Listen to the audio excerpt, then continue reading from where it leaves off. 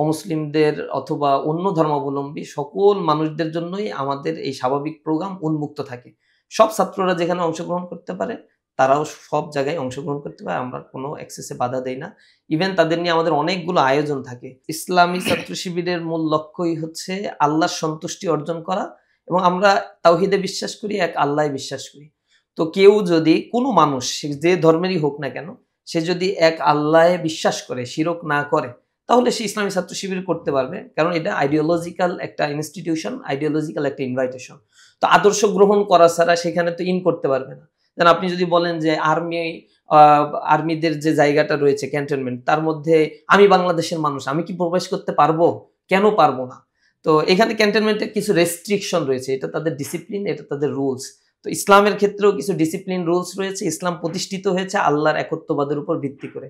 তো কোনো ধর্মাবলম্বী মানুষ যদি সে আল্লাহর একত্ববাদ মেনে নেয় এবং লা ইলাহা ইল্লাল্লাহ পড়ে নেয়, তাহলে সে এই সংগঠন অনায়াসেই করতে পারবে এবং অনেক বড় দায়িত্ব পালন করতে পারবে।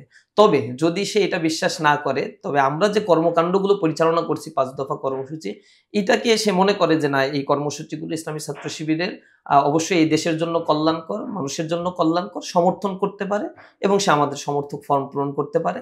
এরপরে তাকে নিয়ে আমরা ধারাবাহিকভাবে বুঝানোর চেষ্টা করি। তারও সুযোগ রয়েছে আমাদের এই সংগঠন নিয়ে প্রচন্ড রকমের স্টাডি করে এর সাথে লক্ষ্য উদ্দেশ্যের সাথে এক হলে অ্যাফিলিয়েটেড হওয়া। এটা সব সংগঠনের ক্ষেত্রে একই।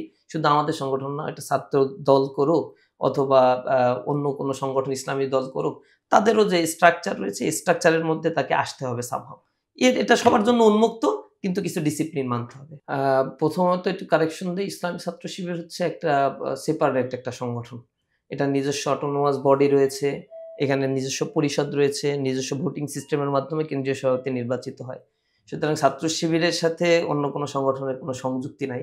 সুতরাং অন্য কোনো সংগঠন কোনো কমিটি করেছে কিনা তার লায়াবিলিটি সম্পূর্ণ সেই সংগঠনের, তারাই আনসার দিবে। তবে ছাত্র শিবিরের অমুসলিম শাখা বলতে কোনো ধরনের কমিটি ইসলামী ছাত্র শিবিরের করা নেই। কারণ সংগঠনটার নামই হচ্ছে ইসলামী ছাত্র শিবির। সুতরাং ইসলামী আন্দোলন বা ইসলামকে বুঝে এমন মানুষদের দিয়েই উপশাখা ওয়ার্ড ইউনিটের কমিটি করা হয়। আবারও বলছি, যদি কোনো অমুসলিম আমাদের সংগঠনকে ভালোবেসে থাকে, সমর্থন করতে পারে, সাপোর্টার হতে পারে, আমাদের প্রোগ্রামে আসতে পারে, তার জন্য আমাদের স্বাভাবিক যে প্রোগ্রাম সকলের জন্য উন্মুক্ত। অমুসলিমদের অথবা অন্য ধর্মাবলম্বী সকল মানুষদের জন্যই আমাদের এই স্বাভাবিক প্রোগ্রাম উন্মুক্ত থাকে। সব ছাত্ররা যেখানে অংশগ্রহণ করতে পারে, তারাও সব জায়গায় অংশগ্রহণ করতে পারে। আমরা কোনো অ্যাক্সেসে বাধা দেই না। ইভেন তাদের নিয়ে আমাদের অনেকগুলো আয়োজন থাকে। যেমন হচ্ছে তাদের বৃত্তি প্রকল্পের আওতায় আমরা তাদের নিয়ে আসি, সুযোগ সুবিধা আছে সেগুলো পায়। লেন্ডিং লাইব্রেরির সুবিধা আমাদের কাছ থেকে নেয়।